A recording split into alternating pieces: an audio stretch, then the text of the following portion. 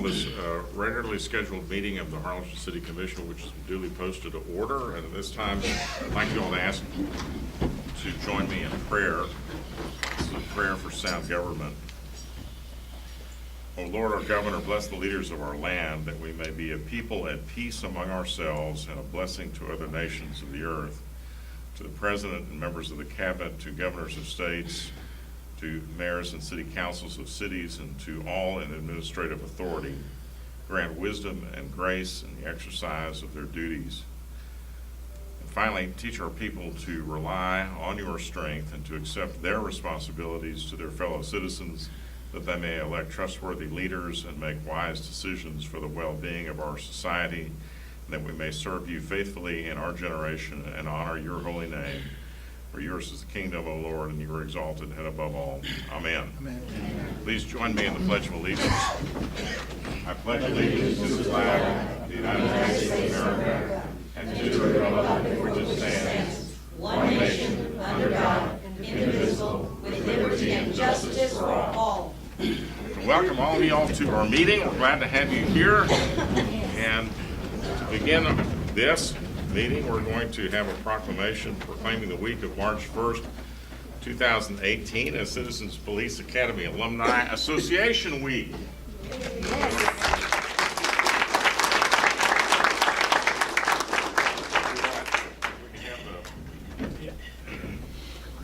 Police Academy Association up here to join us for the reading. We have some of them here are Lenore and John Combs, Yolanda Lozano, Deanna Esparza, Carolyn Floyd, John Mudd, Renee and Nella Rodriguez, Jim and Aurora Floor, Marcia Santal, Nancy Johns, and Norm Pankau, and probably others. Do we have a name? You want to tell us your name if I didn't read it all? We're happy for you to do that. We want to issue this proclamation in honor of our Citizens Police Academy and all current members of their alumni. Whereas the first Citizens Police Academy was held in 1991, and by 1993, several graduates formed the Citizens Police Academy to further the mission. And whereas the city of Harlingen is proud of its CPA alumni graduates, an organization formed of citizens who serve the community and the Harlingen Police Department. They volunteer with pride and credibility, supporting local law enforcement without monetary compensation, and consider service to others a hallmark of their character. And whereas the CPA Alumni Association is one of Harlingen's greatest assets, offering local citizens a unique opportunity to become more aware of the police department's role in the community as to their many functions and services they perform and their capabilities. It also cultivates citizens to meet Harlingen police officers face-to-face in a neutral, friendly setting to reduce citizens' fears and misconceptions resulting in conflicts. And whereas the CPA alumni are vital to the city of Harlingen's future, they are a dedicated and valuable resource devoting talent, life skills, and countless hours of service, and are satisfied by simply helping and caring for their fellow citizens to make their community a much better and productive place to live and work. And whereas some of the significant community events that thrive due to the CPA alumni participation are National Night Out, Blues on the Hill, Harlingen Police Department toy distribution, Shop with a Cop, Widening on the Arroyo, and the annual Christmas parade. Now, therefore, I, responsible mayor of the city of Harlingen, do hereby proclaim the week of March 1st, 2018 as Citizens Police Academy Alumni Association Week, and congratulate the Citizens Police Academy Alumni Association for celebrating their 25th anniversary this year, and compliment them for all their volunteer efforts as an important part of the city. And we encourage all the residents of Harlingen and Cameron County to unite in celebrating CPA Alumni Week and to honor the contributions made by them on behalf of the Harlingen Police Department. So congratulations to all of you. We're very proud.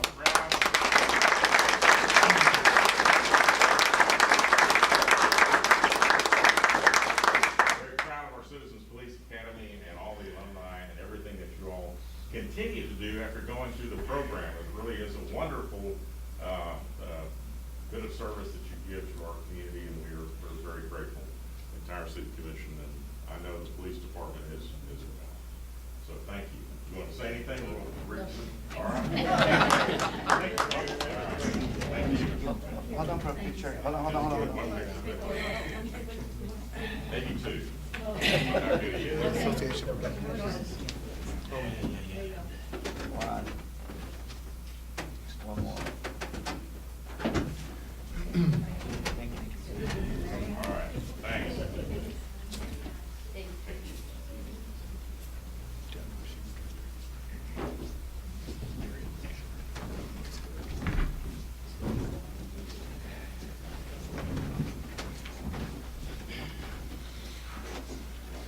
All right, the next item, number 2, is also an exciting item related to our police department. That's the presentation to the Harlingen Police Department by Max Westbrook, the director of the Texas Police Chiefs Association for Texas Best Practices Program. Chief, you're dressed up, so this must be a special occasion. And I'm not flying out of Southwest. But it is a special occasion for us. We always strive at the police department to work toward best national and state practices, and that in mind, the presentation tonight is by Chief Max Westbrook with the Texas Police Chiefs Association. So, Chief, can you step up?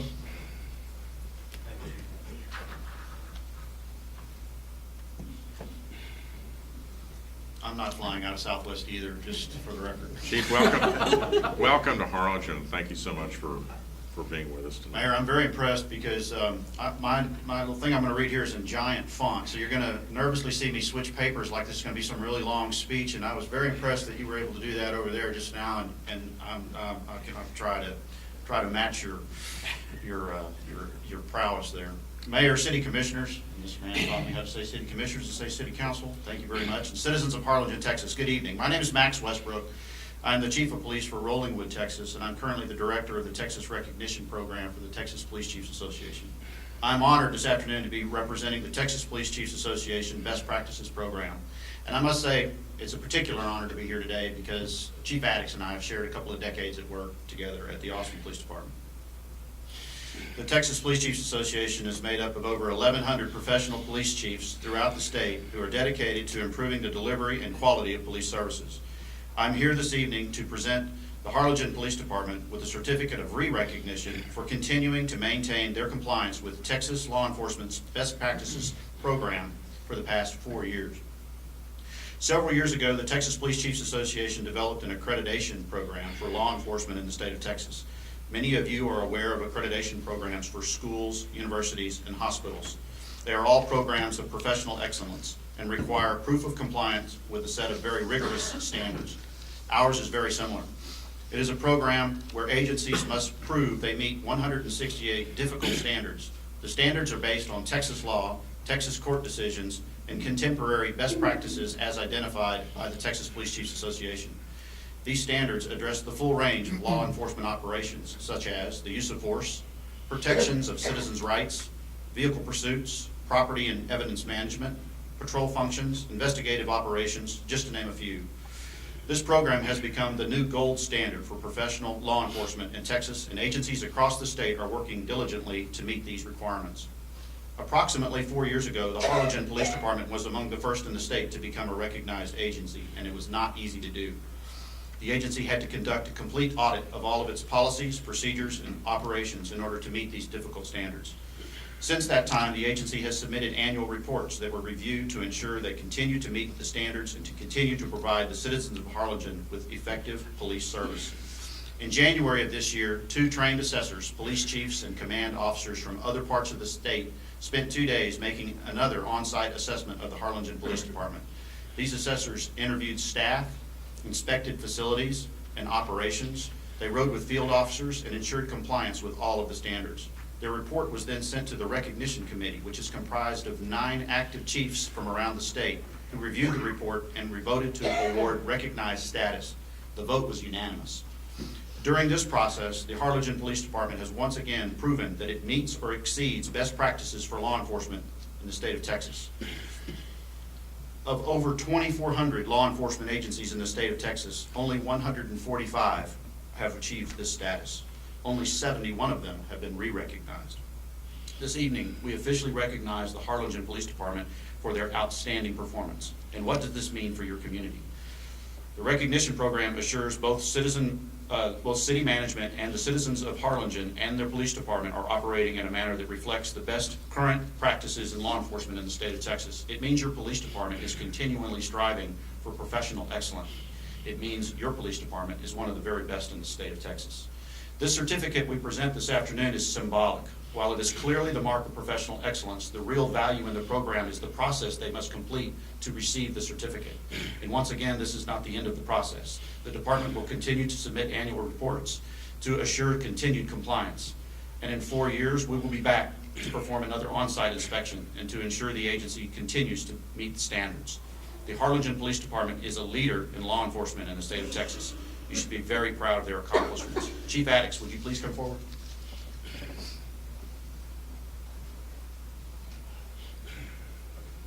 I'd just like to read the certificate. The Texas Police Chiefs Association Foundation, to all those who see this certificate, know that the Harlingen Police Department, having fulfilled the necessary qualifications and mandatory requirements of the Texas Police Chiefs Association, Texas Law Enforcement Best Practices Recognition Program, by voluntarily proving their compliance with Texas Law Enforcement Best Practices, the Texas Police Chiefs Association Foundation Board of Directors does hereby award this certificate of recognition on the 29th day of November 2017. Chief, congratulations.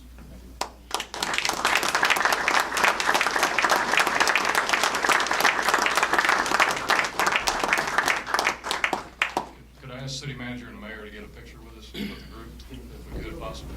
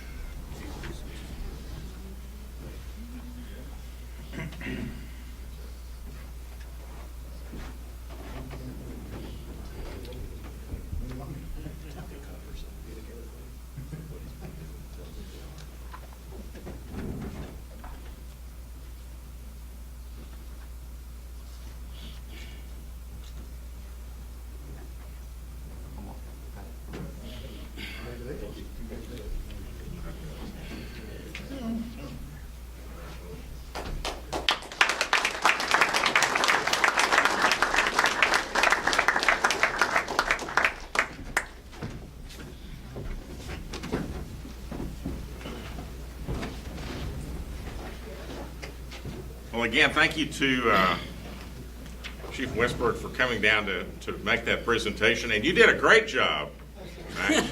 Chief, you did a great job. I appreciate it. And so thank you all, and really we are so proud of our police department and of the fine job they do and of the professionalism that they display each and every day.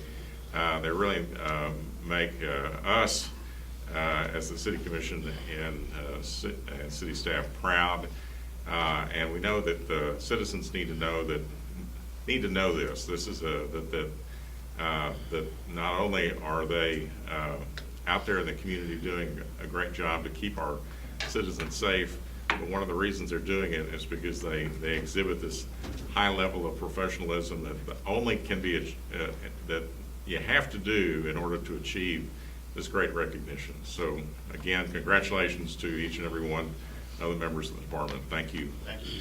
Appreciate it.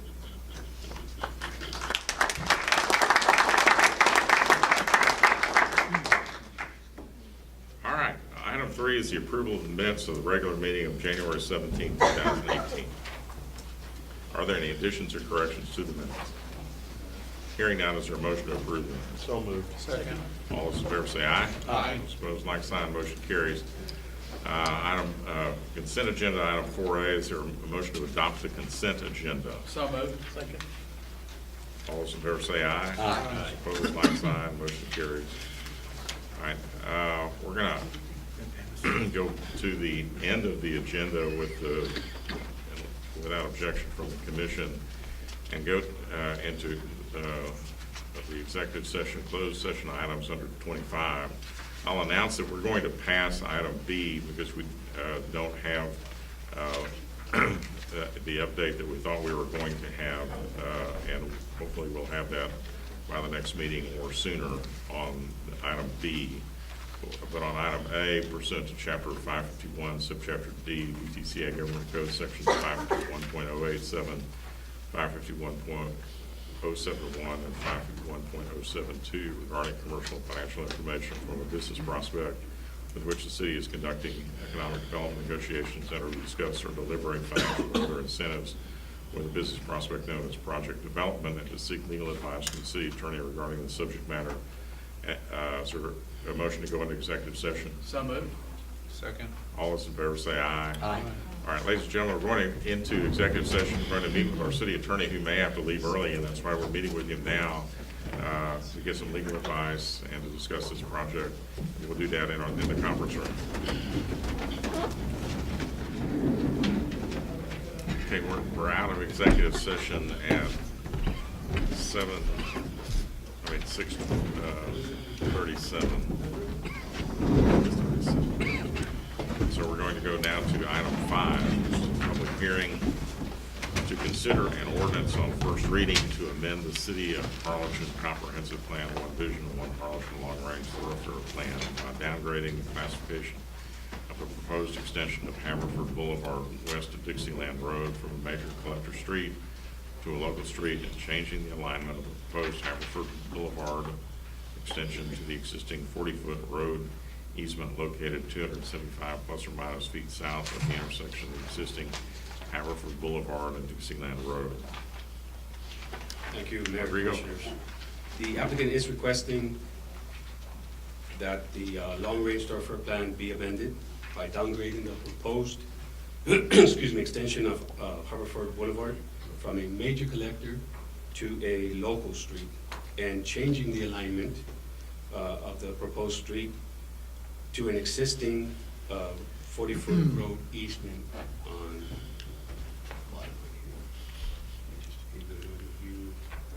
This is the original plat of where that 40-foot easement comes in. It's a plat that was recorded back in 1927, I believe.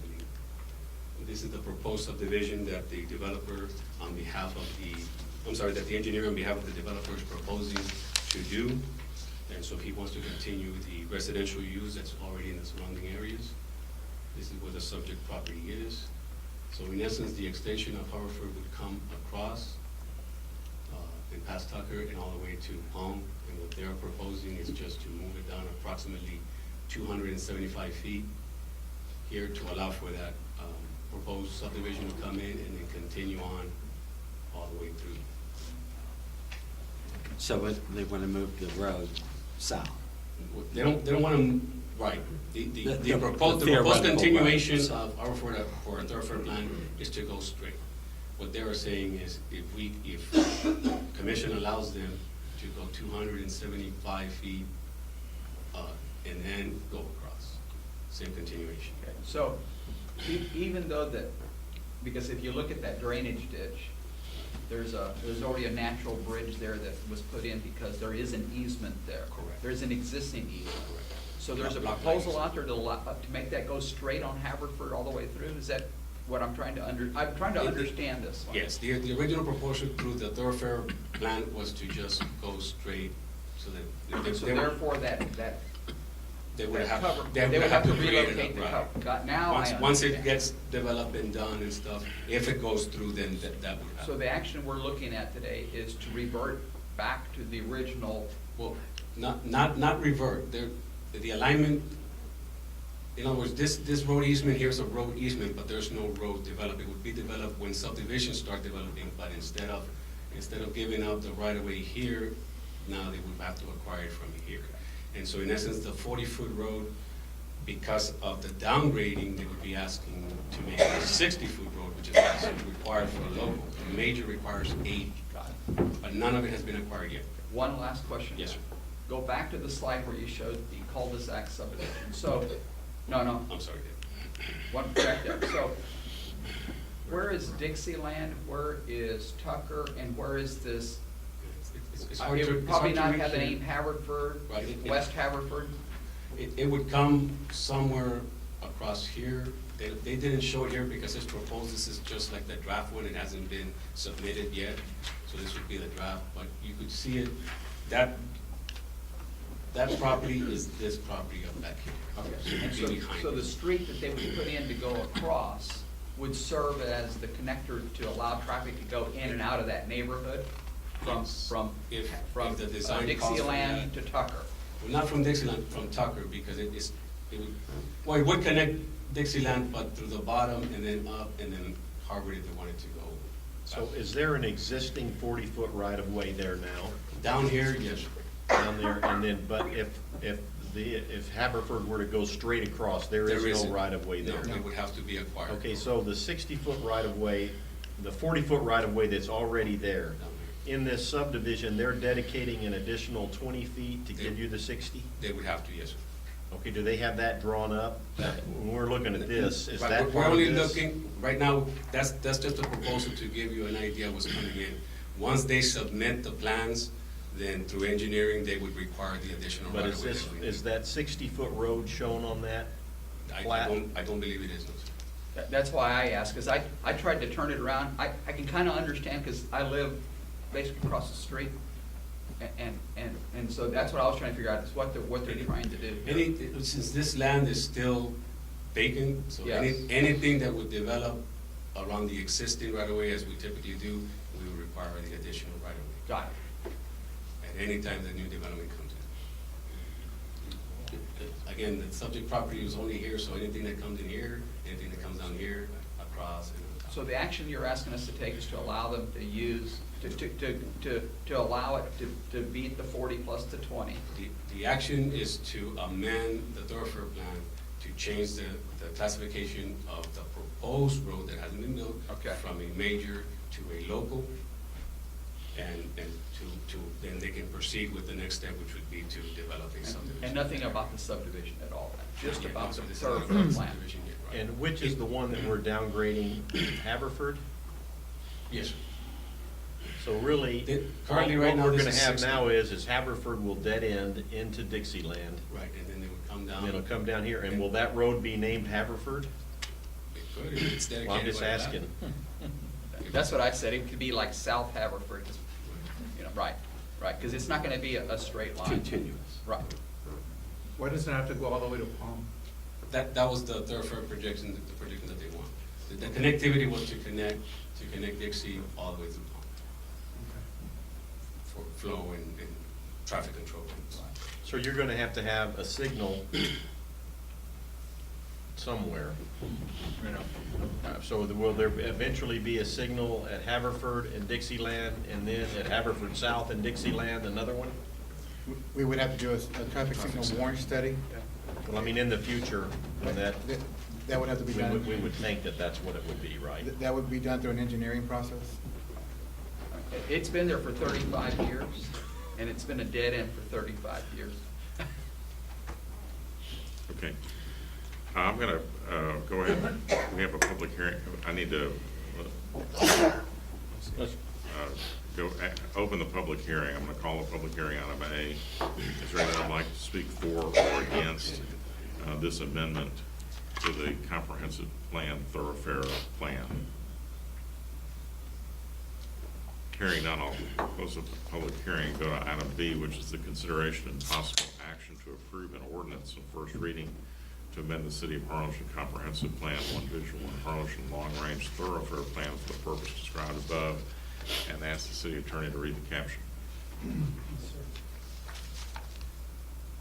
An ordinance of the City of Harlingen Comprehensive Plan, One Vision, One Harlingen, Chapter 2, Figure 2.1, Thoroughfare Plan, by downgrading the designation of the proposed extension of Haverford Boulevard west of Dixieland Road from a major collector street to a local street, and amending the alignment of the proposed extension of Haverford Boulevard to the existing 40-foot road easement located 275 feet south of the intersection of the existing Haverford Boulevard and Dixieland Road, providing for publication and ordaining other matters related to the foregoing.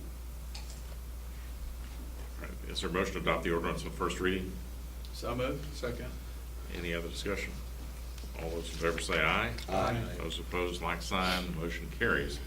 Item 6 is a public hearing to consider an ordinance on first reading for a specific use permit to allow a bar lounge in general retail GR district located at 640 North Ed Carey Drive, bearing legal description of Lot 3, Block 1, South Point Subdivision Unit Number 2, applicant Alexander C. Flores. Rodrigo? Thank you, Mayor. The applicant wishes to operate a bar lounge under the name of Broken Tap. The area to be occupied is approximately 4,000 square feet. The previous use of the property was a bar under the name of Hot Shots. The establishment does comply with the off-street parking regulations. Based on the tables and the seating arrangements, 33 parking spaces will be required. 64 will be provided. The applicant would also allow the use of an outdoor patio located in the rear of the property. The proposed days and hours of operation will be Monday through Sunday from 3:30 p.m. to 2 a.m. A DJ will play music indoors on Fridays and Saturdays. And there is a food trailer that is being stored by the property owner on the premise, but is not being used. It's just in the front, you may have seen it. The city's building, health, fire prevention, police have all reviewed this SUP with no objections. The PNC and staff do recommend approval following, with the following conditions: that they provide and maintain the required off-street parking spaces in accordance with the city regulations, maintain the existing landscape, provide surveillance video of entrance, exits, and bar area if applicable with a 30-day retention of the video, provide a licensed security guard during the peak hours of operation, Thursday through Saturday from 9 p.m. to 2 a.m., maintain adequate lighting in and around the site, must obtain and maintain the proper state permits, and comply with any requirements administered by the planning, building, health, police, fire, prevention departments prior to the issuance of the certificate of occupancy. I'm sorry I didn't show you, but the location is right there off of Ed Carey. All right, I'm going to go to item A and open the public hearing. Is there anyone that would like to speak for or against this specific use permit? Hearing none, I'll close the public hearing and go to item B, which is the consideration of a possible action to approve an ordinance on first reading for a specific use permit to allow a bar lounge to develop described property, and ask the city attorney to read the caption. An ordinance amending the Code of Ordinances of the City of Harlingen to issue a specific use permit to Alexander Flores to allow a bar lounge in a general retail district located at 640 North Ed Carey Drive, and bearing a legal description of Lot 3, Block 1, South Point Subdivision Unit 2, subject to 1, providing and maintaining the required off-street parking spaces in accordance with city regulations, 2, maintaining the existing landscaping, 3, providing surveillance video with a 30-day retention of video, 4, providing a licensed security guard during peak hours of operation, Thursday through Saturday from 9 p.m. to 2 a.m., 5, maintaining adequate lighting in and around the site, 6, obtaining and maintaining the proper state permits, and 7, complying with requirements administered by the planning, building inspections, health, police, and fire prevention departments prior to the issuance of the certificate of occupancy, providing for publication and ordaining other matters related to the foregoing. Motion to adopt the ordinance on first reading. So moved. Second. Any discussion?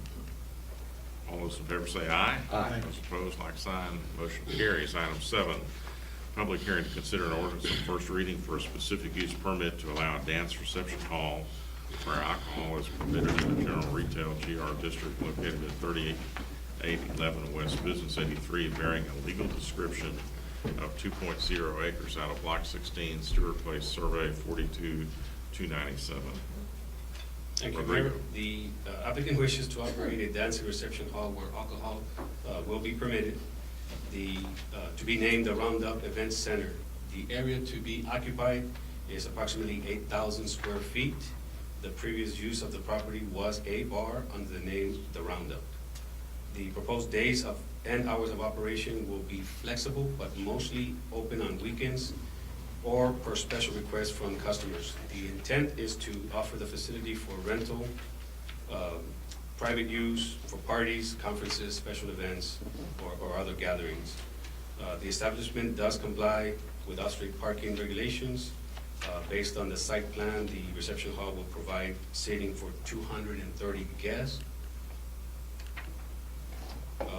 And requires 115 parking spaces, 151 are being provided. The City of Harlingen building, fire, police, health departments have all reviewed the SUP with no objections. PNC and staff recommend approval of the request with the following conditions: that they obtain and maintain the proper state permits, maintain the required parking in accordance with the city regulations, provide video surveillance with a 30-day retention period of all video, and comply with the requirements administered by planning and zoning, building, environmental health, fire prevention, and police. Okay, let's go to item A, which is a public hearing. I'd like to open the public hearing. Is there anyone who would like to speak for or against this specific use permit? If there are none, I'll close the public hearing and then go to item B, which is the consideration and possible action to approve an ordinance on first reading for a specific use permit to allow dance reception at the above described property, and ask the city attorney to read the caption.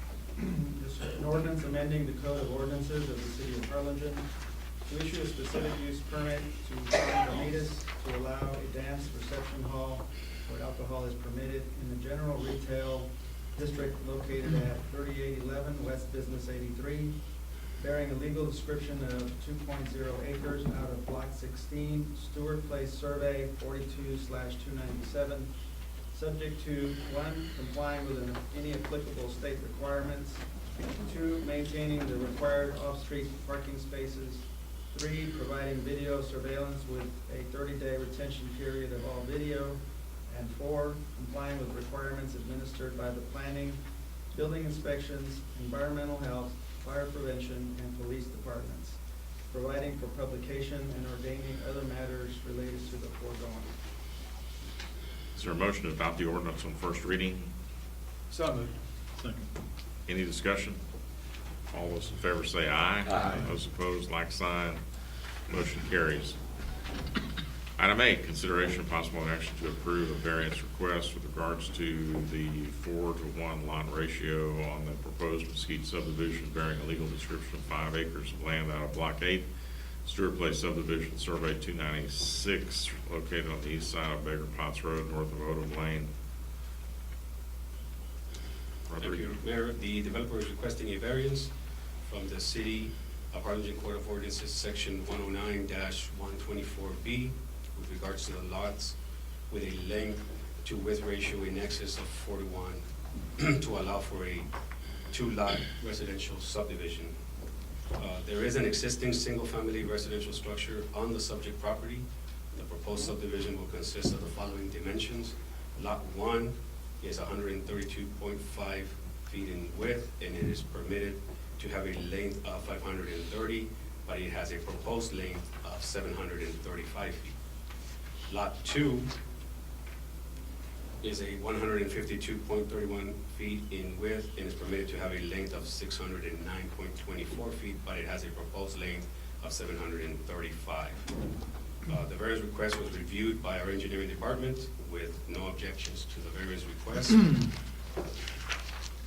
In accordance with the Section 109.27C, the Harlingen Code of Ordinances, no variance shall be recommended unless the Planning and Zoning Commission finds that there are special circumstances or conditions affecting the land involved such that a strict application of the provisions of the chapter would deprive the applicant of the reasonable use of his land, and that the variance is necessary for the preservation and enjoyment of the substantial property right of the applicant, and the granting of the variance will not be detrimental to the public health, safety, and wellness, or injurious to the other property owners in the area, and granting of the variance will not have the effect of preventing the orderly subdivision of other land in the area in accordance with this chapter.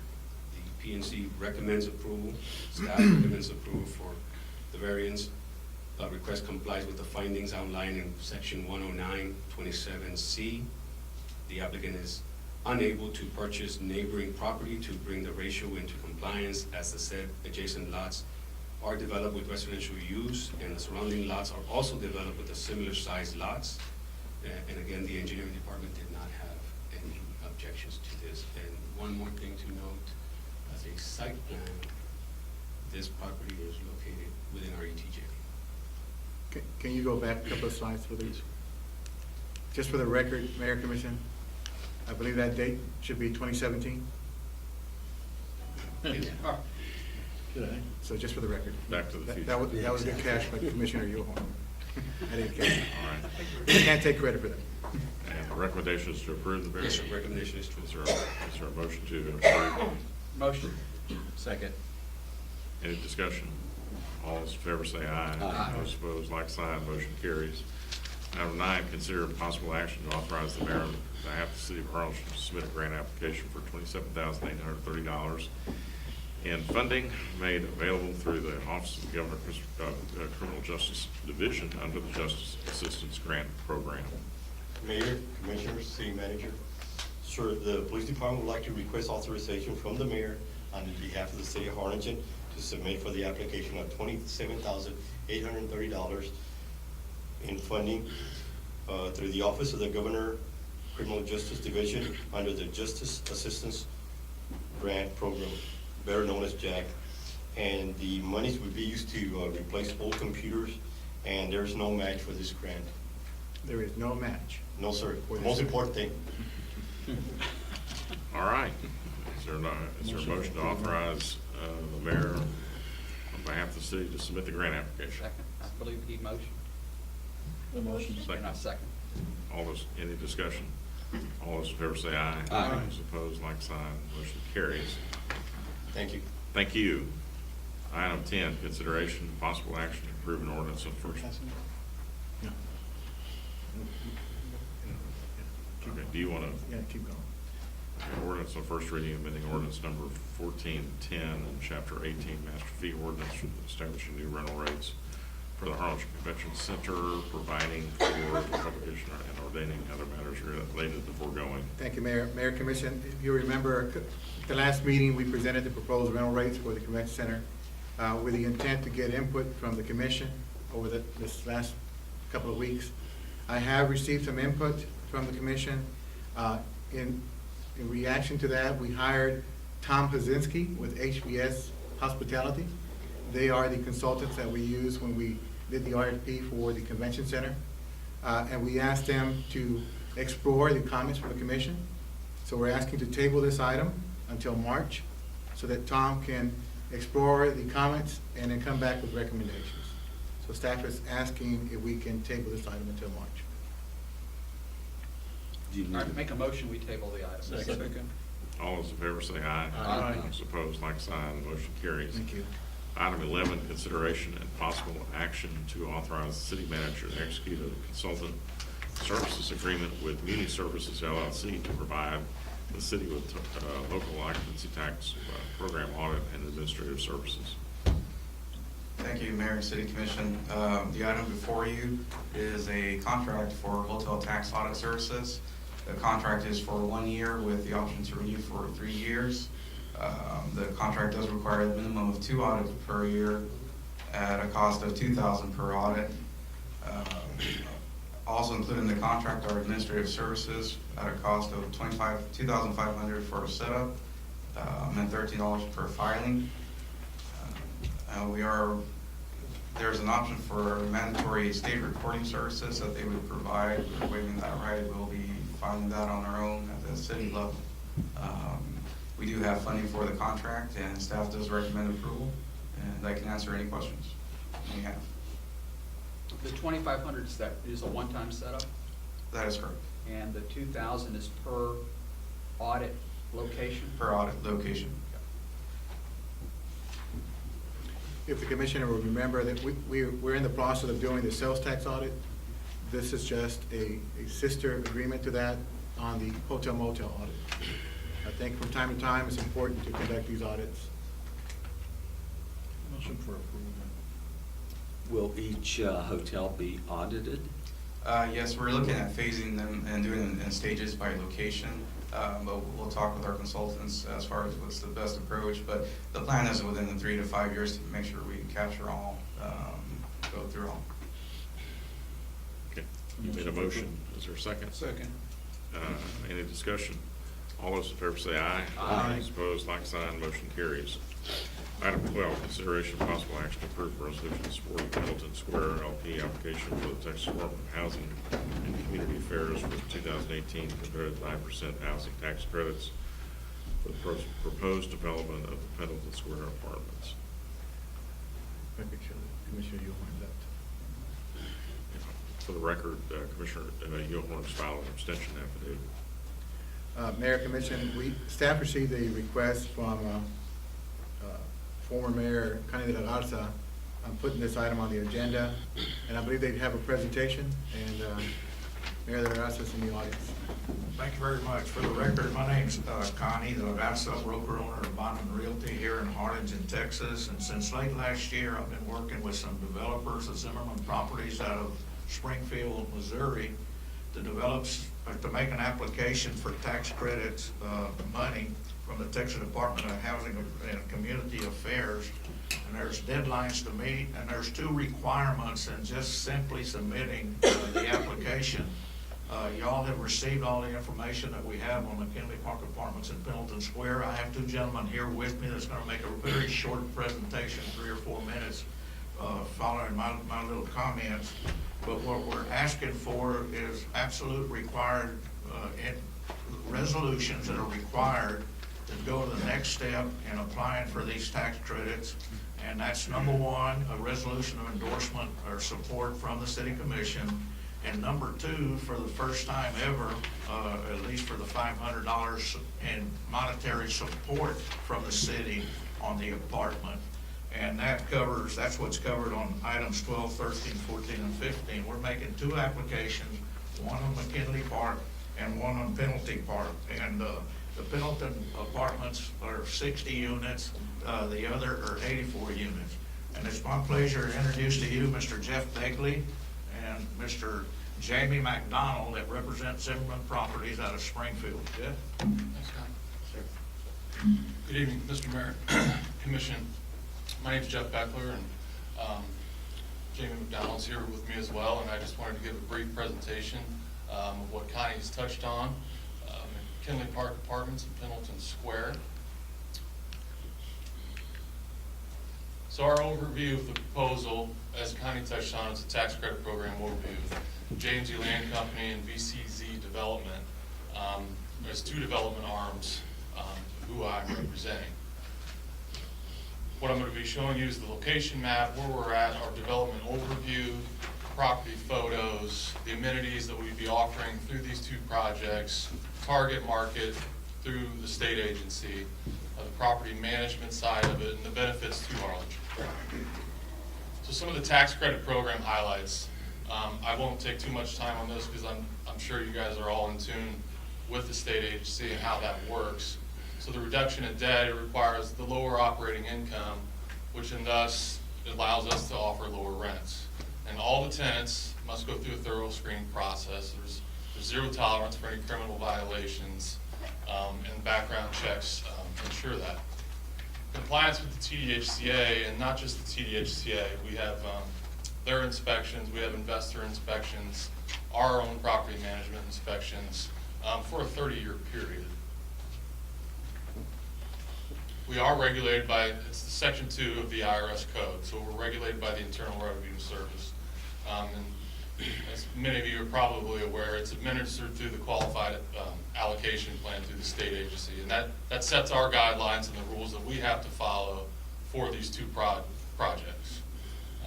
And obviously, the credits are awarded through TDHCA, the Texas Department of Housing and Community Affairs.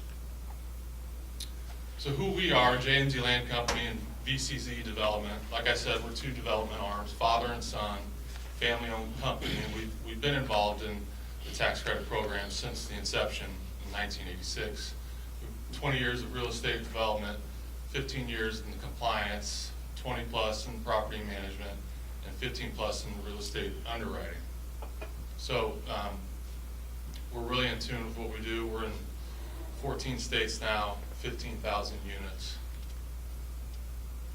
So property location, this is McKinley Park Apartments, 6.64 acre site off Memorial Drive. Both of these projects, and I'm kind of speaking on items 12 through 15 kind of congruently, since it's two applications. So there's McKinley Park Apartments at Memorial Drive and Veterans Memorial. And Pendleton Square is right there as well. That would be 60 units, and I failed to mention McKinley Park would be 84 units. Development overview. These are 3-story apartments. This is our type of product that we are proposing for both projects. 3 stories tall. There's going to be a mix of 2 and 3 bedroom units. We have a tenant clubhouse with a swimming pool, fitness center. These are some of the amenities I touched on earlier. And community courtyard, playground, children's playground, tot lot, picnic area, barbecue area, computer center, library. And we'll have, for McKinley Park, we're proposing 48 2-bedrooms, 26 3-bedrooms. And for Pendleton, same product, 36 2-bedrooms, 24 3-bedrooms. Similar design, as I stated. This is one of our products in Amarillo, Stone Canyon. So you can see the gated pool, the 3-story breezeways, nice courtyard. It's a really nice product. Some more pictures of some of the amenities. So who are we targeting? We're targeting, I personally like to call it workforce housing. These are, this would be working folks of Harlingen, young professionals entering the workforce, local business employees, Harlingen, retail employees, first-year teachers, with all the medical, these two locations with the medical around there, custodians, nurses' assistants. We think all of those could apply and live in these apartments. So on the management side, we maintain professional landscaping and maintenance, and that's just not on our, for what we do. That has to be maintained. We have to stay within safety measures of the state agency and for our own property management. Preventative maintenance for all the buildings and all the units. As I said earlier, the residents are screened thoroughly through various checks, and credit checks, criminal, rental history, income, have to maintain the income. And if residents don't comply with this, they simply may be evicted. The economic benefits to Harlingen, these two projects, like I said, we've got 2 applications. And if we're lucky enough to be awarded both applications, we're talking about a $24 million investment into Harlingen. We're not asking for any relief from the city as far as abatements or searching for any TIF districts or anything like that. We would be a tax-paying project, 2 projects for that matter. Approximately about 300 jobs, give or take, during construction, about 6 permanent jobs as far as maintenance, property management, generation of permitting and fees for the city. As I said, property taxes paid to the city, utility revenues, sales tax. So I kind of went through that kind of quickly to keep it in the 3 and 5 minute range, but these are our contacts. It's got our principals of the development arms up there. My name, James McDonald, who's here, Melissa Forrester, who's in our office as well, and a couple of our consultants who have been working on the deal. So I kind of went through, like I said, with 12 through 15 congruently for the sake of time, but I'd welcome any questions you have. Could you please go back to the map Sure. that shows your... The site location? Yeah, Okay. yes, these are 2 locations. Yes, sir. correct? And so they're 2 individual projects. Yes, sir. I've got them separate, but obviously Pendleton Square would be right southeast on Medical Drive there, and then McKinley Park is on Medical Drive.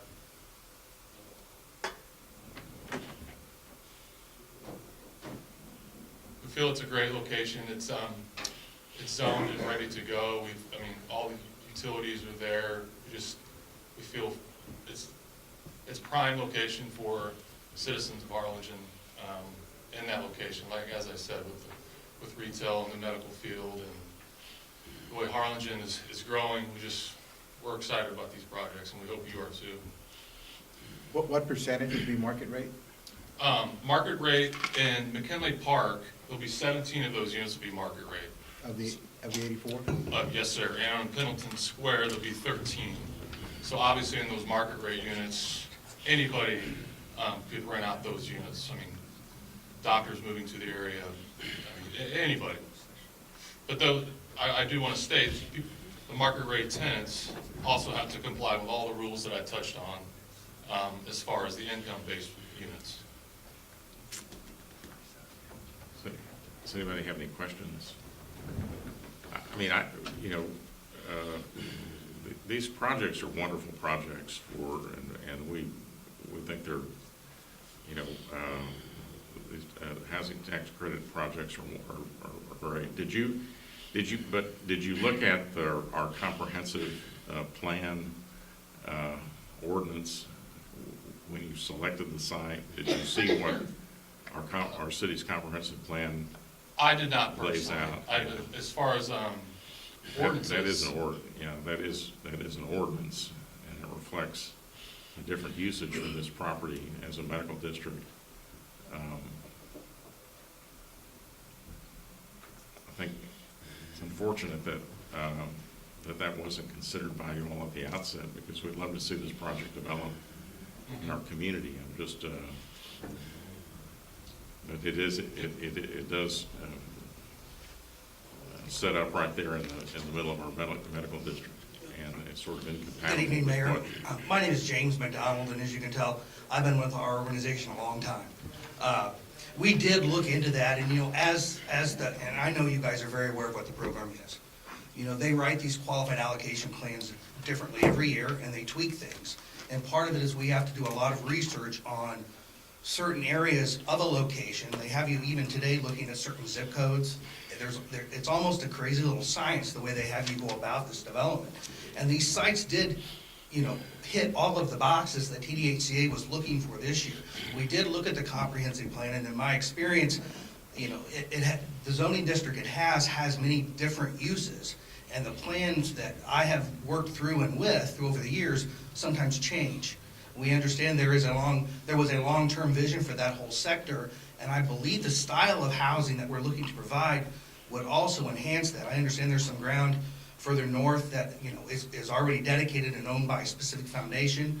I understand that there are plans there, but it is set very vacant for a very long time. So in my experience, and I understand comprehensive plans from a developer's point of view, is that they're laid there as a guideline, and sometimes those are tweaked throughout the years. So that's part of the reason we really wanted to visit this site is if we could have chosen a different one that had a proper comprehensive plan, it wouldn't have hit the boxes for the actual funding cycle. And as you know, we're here tonight seeking support, number one, B, with the two resolutions, but this just allows us to move forward. We're competing very diligently with other areas, McAllen, Brownsville. So this is not a sure thing. It's very competitive, but I understand the comprehensive plan, and again, that's something that I think we could look at and address as we move forward.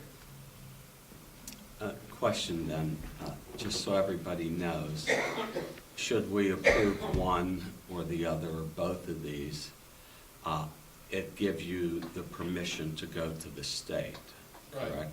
The reason No, they can still go to the state, they can still go to the. They're awarded points. Correct. For the resolution, right? Correct. And because you mentioned earlier, you're blending all these items together. Yes. On a request for some consideration, there is some consideration on the city side, right? The $500 Yes. Waiver. Correct. Or contribution. Correct. And that's item 13. Correct. I didn't mean to get ahead of you, Mayor, but taking into account that you mentioned that they were all blended together. Yes, sir. So I just wanted to point out that TDHCA does require some form of participation on the entity, on the municipality side. Yes, and that would happen if we're lucky enough to be awarded both of these projects. And that can come in the form of, you know, a $500 waiver on a fee, or a building permit, or something like that. So my other questions are, so then, should we approve one or the other, or both, there's no guarantee that that the state agency, whoever you're taking this to, will approve your project? There's no guarantee. It's so competitive, it comes down to literally points. Okay. How much money is available for these type of housing projects? I believe the state of Texas has just over $60 million in tax credits that they disperse through the state. For the entire state? Yes, sir, through 13 regions. And Harlingen falls in Region 11. It's very competitive, and we feel like putting in 2 applications betters our chances for Harlingen. The opportunity arose for us to get both of these sites, and the opportunity to turn both of them in makes most sense to us as far as bettering our chances. In a perfect world, we provide 2 projects for Harlingen. More realistically, the opportunity to have one is what we're realistically looking at. Okay, so you would be content with one, ideally you want both? Absolutely. Absolutely. I mean, If I may insert here, the reason that there's 2 applications is to enhance the chances of winning one. Enhance the chances of winning one. We would love to win both of them, but frankly, with the competition, and I believe this is District 11, there's 27 other applications. We're gonna be lucky if. The way the state agency goes about allocating this is also another science. They go through each region, and they have this in black and white, that they will award an urban and a rural in each region. And then they move on. And then after all the regions have been awarded their urban and rural allotted amounts, there's what we call a collapse. And in the collapse, then they have another mathematical science that I'm not a mathematician, so I'm not gonna go into that. But, you know, they go region by region, and as they start awarding credits, you know, the credit limits are different. We expect, if we're not number 1, we'll be number 2 in the region. And part of the reason there are 2 different developments in front of you is they're both requesting a different tax credit amount. The different sizes of the units. So one, we might be requesting right around $1 million in federal tax credits. The other, we might be right at 700 if I'm not mistaken. So if they came to our apps and they both scored the same, science would dictate that they have, you know, 725, they're going to award that one, because they typically will not overreach for a region and pull a larger amount down. We've been operating, I've been with our organization 18 years. We've been operating in Texas 15 years. We have an office in San Marcos. We've done 27 of these in the great state of Texas, a little over 1,800 units. So we're very successful at what we do.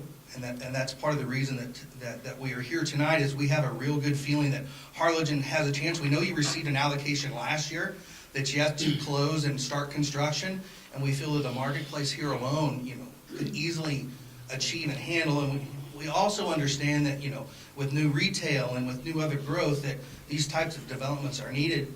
And I hate to tout this, but you know, we're from the same hometown as Mr. Morris, and he spent a lot of money here with Bass Pro Shops. And, I have a question for you.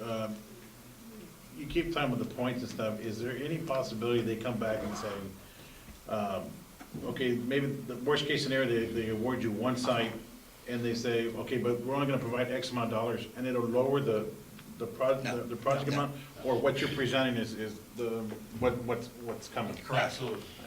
They will not re-underwrite or evaluate a site and start taking credits away. Understand. That's part of the reason, when we found this tract and it checked all of the amenity, you know, boxes that we look for, all the other requirements that help us come to the top of the list, you know, that's why we decided, well, you know, there's opportunity, there's land, it's zoned, you know, it makes an educated decision for us out of a program that's kind of tough to decipher sometimes.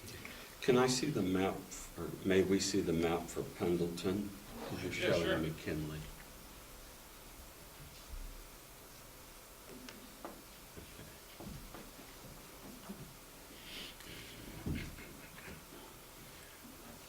All right. This is 60 units, Yes, and sir. McKinley is how many units? 84.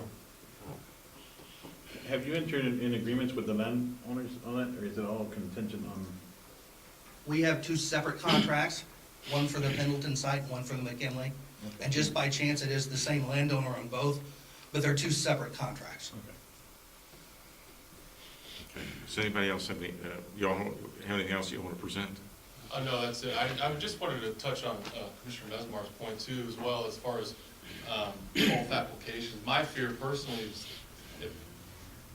it's two things. I really want city support moving forward on both projects. My fear would be if one is supported, the other one, it wouldn't get awarded. So it kind of goes back to what you're saying as far as two applications. It just, again, it just betters our chances of getting one. So I appreciate your time. Anybody else have any questions? What are the wishes of the commission? I would like to go ahead on the Pendleton Square application. All right, well, that's what's before us, is the resolution to approve the Pendleton Square application. So we're only doing item 12, Commissioner? Right now. Item 12. Item 12 is Pendleton. Mm-hmm. So you're making the motion that we vote on Pendleton? Does the attorney need to read anything here? No. No, I don't need to Okay, read I'll anything. make. You go item by item, Okay. however, you're on Pendleton first, and then there's an associated item. Okay, after I'll that. make a motion to take action on the resolution supporting the Pendleton Square application for the 9% tax credit as stated in item number 12. I'll second that. All right, we have a motion and a second. Is there any other discussion? All those in favor say aye. Aye. All right. Item 13, motion carries. Item 13 is consideration of possible action to approve a resolution to provide financial contribution to Pendleton Square LP in the amount of $500 in the form of reduced building permit fees, to authorize city manager to prepare and sign a letter to the Texas Department of Housing and Community Affairs regarding such action. This is a sister item to the one right before. I'll make the motion to accept the $500 in the form of reduced building permit fees. Second. All those in favor say aye. Aye. Those opposed, like sign. Motion carries. Item 14, consideration of possible action to approve a resolution in support of the McKinley Park Apartments LP application to the Texas Department of Housing and Community Affairs for 2018 competitive 9% housing tax credits for the proposed development of the McKinley Park Apartments. Is there a motion to approve that resolution? I'll make the motion. Okay, is there a second? There being no second, the motion dies. And item 15 becomes a moot issue, really, so we'll just pass item 15. All right, thank you, gentlemen. Thank you for approving Good one luck. of them, but we wish you to approve both of them to enhance our chances of getting one of them. All right, thank you very much. All right, item 16, consideration of possible action on a proposal from Boy Scout Jacob Garcia, who will fund and construct improvements at Q Ramsey Nature Park as part of his Eagle Scout project to include a pergola, a walking bridge, and a berm to expand the headwater and a pond near the restrooms. Mayor, City Commissioners, good evening. I have Eagle Scout candidate Jacob Garcia here with us. He's with Troop 1701, and he had brought to us a proposal, and we've taken it to our Park Advisory Board, and they have reviewed it, and they have made a recommendation to bring to the City Commission to make these improvements to Hugh Ramsey. And the reason we bring them to the City Commission is because they're significant in value, and a lot of it is permanent structures, and so we want, of course, the blessing of the City Commission. And I'm going to turn it over to Jacob so he can go through his presentation for y'all this evening.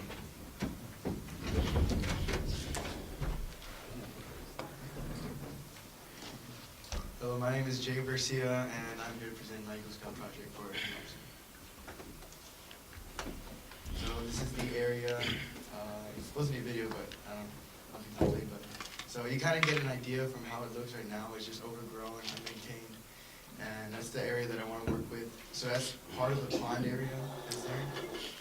In the site plan, you can see the rest of the pond. There's kind of an L shape. And up top is where I'd like to add the pergola.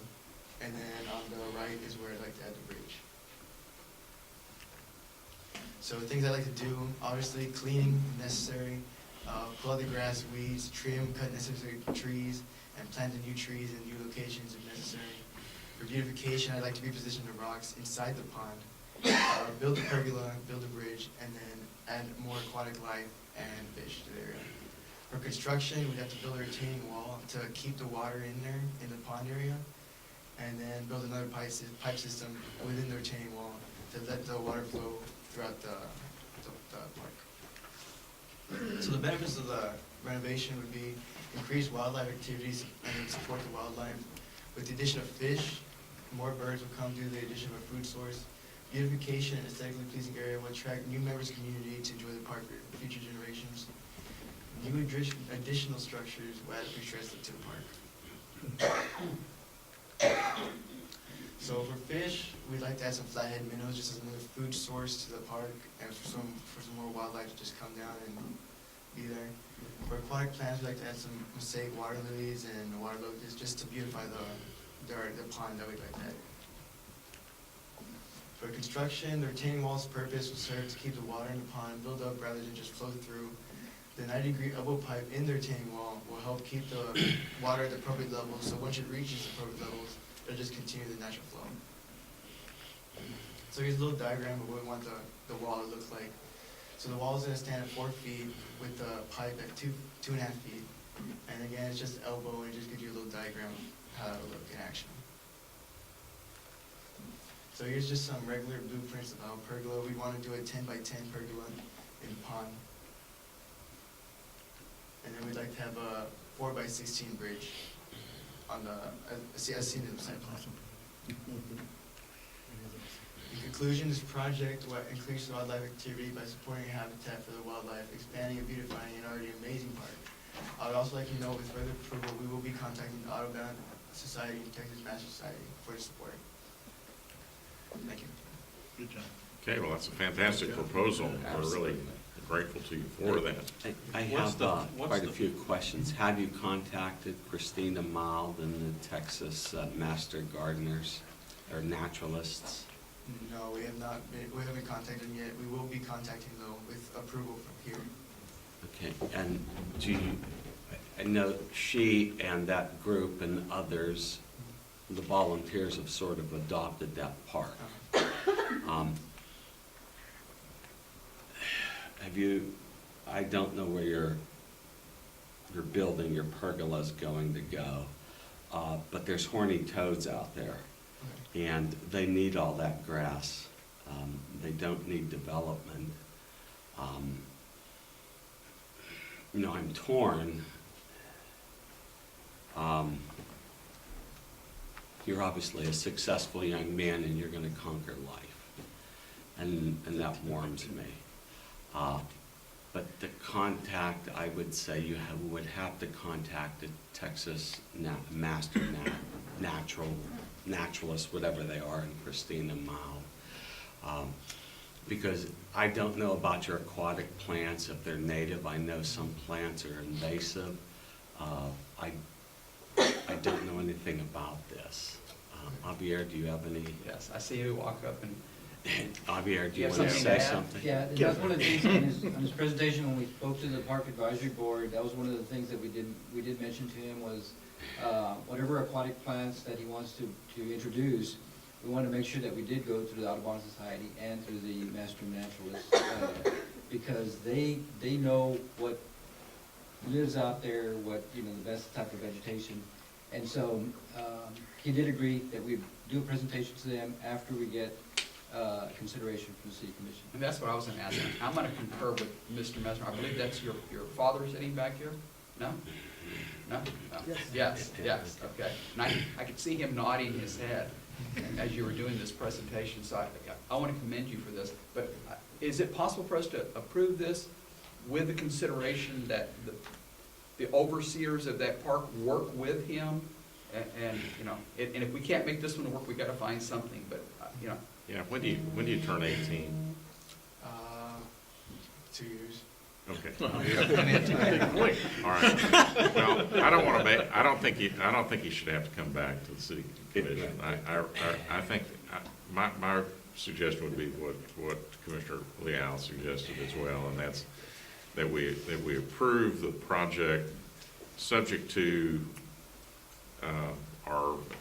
the Audubon Society or the Master Gardeners, the folks that we kind of rely on to deal with these issues, to approve the project or help him modify it so that it conforms to what they think is appropriate. And I think those are good considerations. And I know that I know Jacob wants to do that too. He doesn't want to do anything that would not be. I think his whole objective here is to help improve the park and increase habitat for wildlife. I think that's what he stated in his presentation. So I think we can approve. I would suggest that we approve it with that condition, and Javier can help him with that process. Right? Do you have to build all this yourself? The bridge and the pergola, or are you allowed to get help? Allowed to get help. You're allowed to get help. Help of Boy Scouts, and there's any other outside help. I was gonna ask about the pergola. What's the floor in the pergola? What's on the ground? There's no benches or anything shown. I mean, if you're gonna have a pergola, you need to either have a pathway to it for people that they're gonna sit under it. You know, I mean, it has to have a purpose. And it'll come with the pergola, so we'd add a walkway along with it too. Yeah, the drawing showed a walkway, I think. Can you go back to your drawing? Because he said an L-shaped, and I was kind of confused. So there's the pergola and the two walkways. What is the black heavy line? What does that signify? That's just the boundary. So the whole pond is that L shape on the border, on the top. Okay. On the left side, going up, that's one side of the pond? Can I go there and point out? Yeah, please. So where is the pond itself? So the whole pond rests right here. So this whole area right here is the pond. So the pergola is to be in the pond? The pergola is going to be inside the pond. Wow. I think it's great. So the bridges are gonna be a bridge from the land to the pond? So the bridge, there's already like a natural walkway through this. Correct. Here. And so we want to connect that and incorporate the actual bridge. And then we want to put the. I mean, when you're talking about building the pergola in the pond, so you're gonna have to fill like a little island there for that, and then make sure that the ground that you've now put where the water was is stabilized enough to stay there. Or not erode or whatever. I mean, that's a big project. Yes, and we spoke with The pergola engineering. part. Yeah, we spoke with engineering because a couple of concerns that we had was the bridge. We want to make sure that when they build it, that of course it would, ADA. right, help,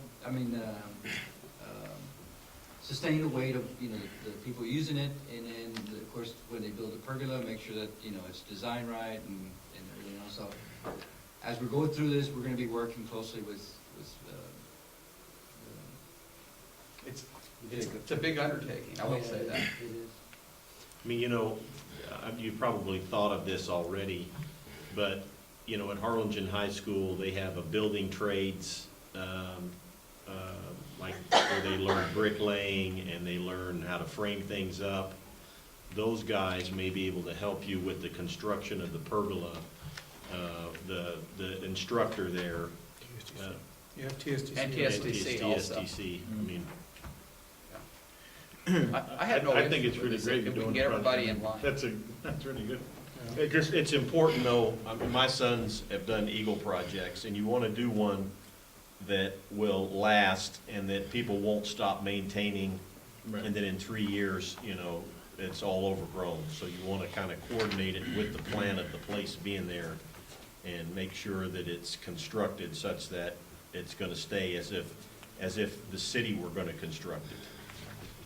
Same, So Javier, could we work with everyone that we need to talk to? And are we flexible enough to relocate the pergola to an area that's fits better. Yeah, we can definitely. Well, we have a motion right Well, now. I don't know. We have that a it's motion not- right now. I don't know that we know it. Mr. Mayor. I'm just suggesting that, so that moving forward, give them the leeway to adjust the plan if necessary. If they don't have to, fantastic. Yeah, I My think that covers motion your is that we approve That's this, the vote. Okay. that we approve this, but we allow everybody to get involved so that we don't have some disagreement down the road. Well, to be clear, I think I think that the motion would be to approve a project along these lines at Ramsey Park, subject to it being approved by the The Audubon, Audubon, the Texas Master Naturalist. the Audubon group. Christina Malden in And particular. that he modified it to conform it to whatever they, and Javier can supervise that process. Yes. Okay, so that's the motion. I'll second. And we have a second, and is there any other discussion? All those in favor say aye. Aye. Those opposed, like sign. So your Eagle Board of Review will be a snap compared to what you had to go through here with the commission. I think this has been good. This is good experience for you to get ready for the Eagle Board. And I want you to make sure that you log the 2 hours and 8 minutes that you've had to sit through this meeting. Include that in the man hours that you total up for the project, okay? Thank you. Jacob, thank you very much. Good job. Congratulations. Good luck with the project. Item 17, consider and take action to approve a contract between the City of Harlingen and Harlingen, Texas Bronco Baseball League for the use of the baseball complex at Victor Park. Mayor, Commissioners, this agreement is for the Harlingen, Texas Bronco Baseball League, and they operate out at the Victor Park Complex, baseball complex. And so we got all their documentations. We presented to the Park Advisory Board. They made recommendation to present it to the City Commission for approval, and staff and Park Advisory Board recommend approval. Motion for approval, Mayor. Second. All those in favor say aye. Aye. Those opposed, like sign. Motion carries. Item 18, consideration of possible action to approve a contract between the City of Harlingen and the Harlingen Youth Football League for the use of designated fields at Victor Park. Mayor, City Commission, this is similar. This is with the Harlingen Youth Football League, and they are using the fields, the football fields at Victor Park. And we did present this to the Park Advisory Board.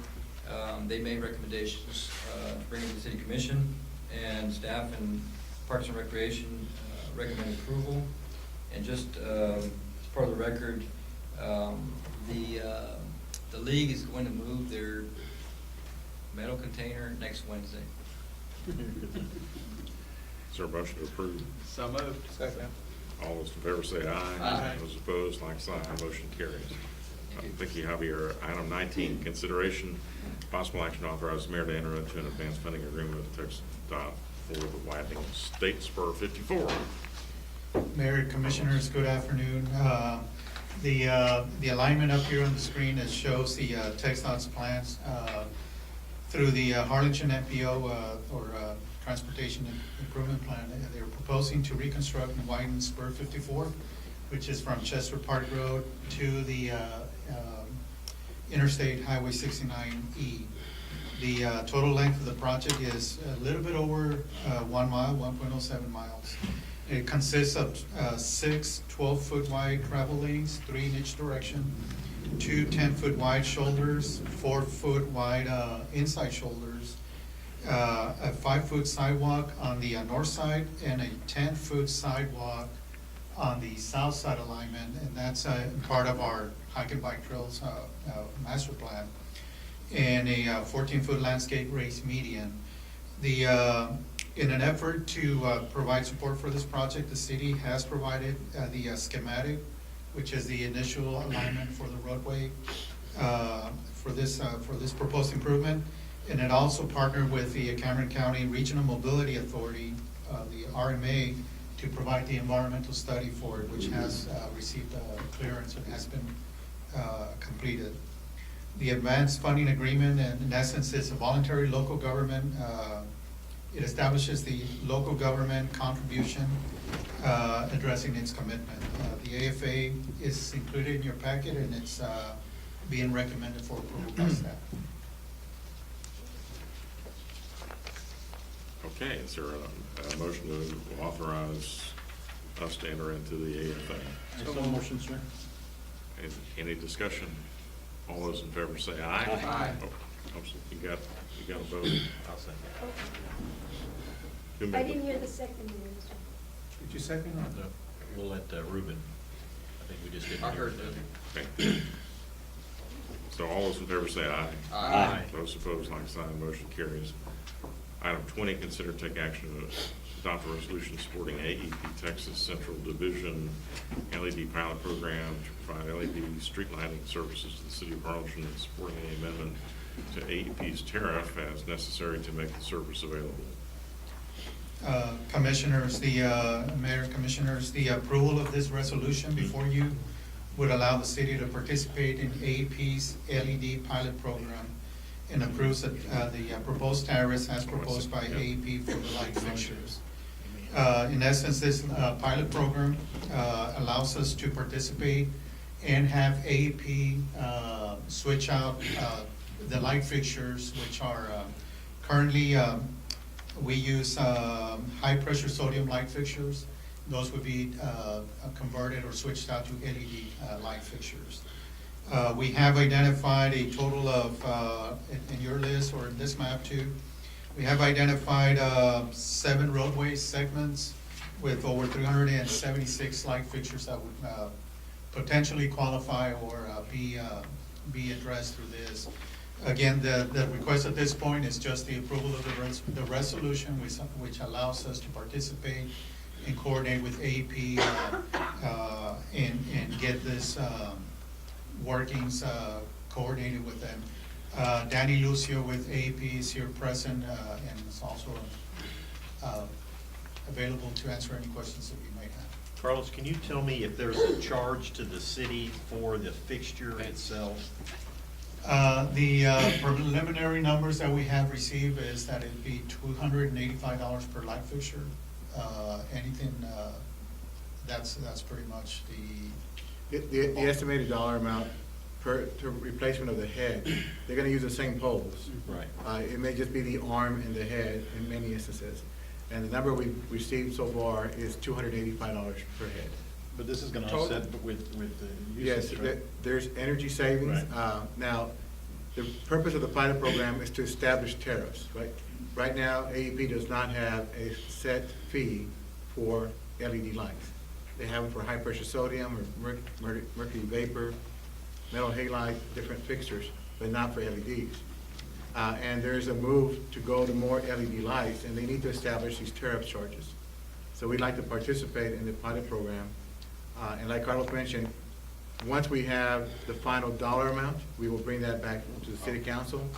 That would be a budgetary item in consideration, and then we can move forward at that time. Danny Lucio with AEP is here, and thank you for being here, Danny. But sir, these also last longer, correct? Yes, sir. Right, so it's better on time, And- better on and energy. I don't know if you noticed the difference on the expressway, but the light is also very clean light, Yeah. very bright Right. light.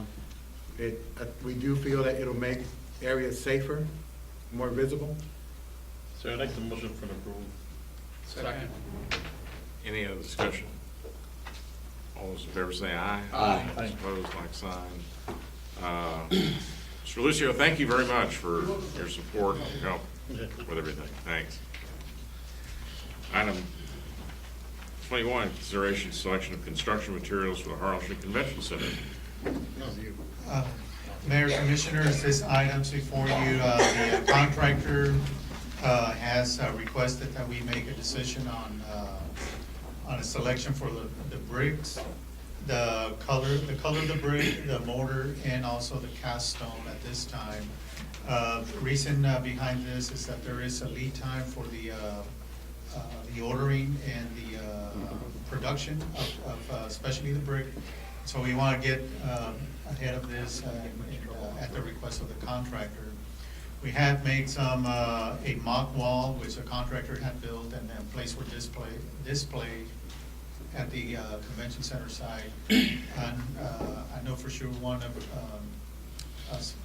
you has looked at it, but we So I have have a sample question. brick here, we have the But I have a question, cast stone. didn't we put a committee together to do all that? We have focus groups that came up with the exterior design of the building. Oh, I thought we had put And somebody. no, so now we need to actually pick the brick. Okay. And the precast stone, which are those little tiny stones that he had, I mean, they won't be that small, right? But Right. those are just samples. Right. So we need to pick the brick, and there's two different bricks, the lighter color on top, or the darker, but it's one, just one color. I got you. Now, there's two different mortar colors, one's lighter, that one's darker than the other. So they're asking for us to pick the brick so that they can go ahead and place the order. And then we're gonna have to pick the cast stone, the precast stones, there's different color variations of that as well. And that, if we go back to the rendering, Carlos, please. Go back, please. So you see the eyebrows over the windows? That'll be the kind. And you see the axis in the bottom? So all that'll be the precast stone. I'm the one guy that went and looked, I think, and I also talked to John Piercy and got his input on it. And we were of similar mind that the darker one looked better with the lighter mortar because you can tell it's brick. Yes. And the cast stone would need to match whatever as closely as possible to whatever the mortar color is that's used, so that it blends like. Carlos, can you bring those samples of precast up here, please? Not the brick, just the precast. Just pass them around so they can look at it. Unless you have the mortar, it's hard to tell. I have a question. I have a question, sir, on the mortar, the mortar and the brick. I know that, that's just, when they're laying the brick, there's that extra step where they make an indent into that mortar. Have you all talked about that, or? Can you go back to the rendering? Point. Yeah, whatever that is. So- I just know it's an extra step, So- and it makes it look totally different. Yeah, so there will be reveals, as you see under right there, those are soldiers they call them soldiers, but they're bricks standing straight up and down. But those will show a shadow contrast, but that would be the only difference. But my question is when you're laying the mortar, the bricklayer actually makes an indentation, and so there's a gap. And that gives it a whole different look, and it's a nicer look. Right, tooling. Yeah, sorry. Tooling. Whatever it's. Some people call it pointing, some people call it tooling, but. It's tuck pointing. Right, some people put So- it at an so angle, what- how some is it people use the designed? rounded. So how is it designed, or how is it being presented? It's a good question, I'm not sure if the contractor can answer that. So- Well, I just know it's also more expensive, right? Are we, I guess the question is, are we gonna place a brick with, Tooling is a standard procedure or step in placing this brick, so that brick will be tooled. Okay, because it looks nicer, I mean, it's a nicer. So it'll be tooled with the semi-round tool Yes, to sir. drag across rather than a straight setback or at an angle like they use up north for the ice not to stick. Yeah, you'd have But like the real those- question is what color we're gonna choose, is that not correct? the question is what color brick and what color precast? I like what Tudor's saying, and going with the darker, with the lighter mortar. The one, D. Right, D. The darker brick with the lighter mortar that kind of gets as close to this can as see possible. that So that it's brick. when you see it from the Right. expressway, you can see the building. There's a contrast between the capstone, or we call this what are we calling this? Precast. Precast. I'll verify what Tudor said, because I talked to Piercy at the Meg Jordan Trail dedication, and he said, that's what he said. So I'll motion for D. D, sir. Second. Any other discussion? All those in favor say aye. Aye. Okay. I know you're I disappointed will you didn't say get to that- pick on your own, Carlos, but. I'm extremely uncomfortable with us making these decisions. I've told you guys, my wife thinks that we are singularly unqualified. Well, I agree with your wife. You sure singularly or groupally? It's one of those things, is it possible for a group to know less than the individuals know themselves? What's the picture? All right. Well, at least we're unanimous. So do we have to pick this other thing too? I would, okay, well, we got some direction, right? It was as close as we can to the mortar. The mortar, the So- precast mortar You should be got as that, close right? as possible. All right, then we go on to 22, consideration of possible action to approve the lease agreement between the City of Harlingen and Cameron County Election Department for the use of the voting equipment for the City of Harlingen, May 5th, 2018 general election for early voting on election day, and authorize the mayor to sign the agreement. Mayor, this is the standard agreement that is provided by the county, and this is for the using of the voting machines. The only thing that I would say here, as far as a change, is the type of, they upgraded the voting machines, the scanners, from an M100 to a DS200. So, and basically all the terms are the same. And It's a better machine, it's built yes, in Russia. yes, it's using the directions there. They don't tell the voter what is. Let's being not go done there, let's go, wrong. okay, is there a Motion vote? for approval, sir. Second. Any discussion? All those in favor say Aye. aye. Those Aye. opposed, like sign, motion carries. Item 23, consideration of possible action to approve an interlocal agreement between the City of Harlingen and the Harlingen Consolidated Independent School District to hold joint elections, share polling places, equipment, and election personnel for election day, and designate the City Hall, Town Hall meeting room as a joint polling place for early voting by personal appearance for the May 5th general election from April 23rd to May 1st, 2018. Mayor, the school board approved the contract on February the 13th. We will be sharing the cost of some of the election, not all of it. We'll be sharing the same judges, same polling places. As far as the cost, it'll only be for 3 polling places and not all of the polling places that they're using. So, but other than that, it's the same thing as last year. Early voting will be here at City Hall, so they'll do their separate, the location will be the same, but we'll still do separate paperwork and all of that. On election day, everything will be done on the same paperwork, so it'll be the same as the Is there a usual. motion to approve the agreement? So moved. Second. A motion Yes, by sir. Eaglehorn, second by Commissioner De La Rosa. All those in favor say aye. Aye. Those opposed, like sign. Motion carries. Item 24, board appointments. I have none, sir. None. All right, no board appointments. We've already done item 25, so item 26, citizen communication, none. So, very good. We're adjourned. Thank you all.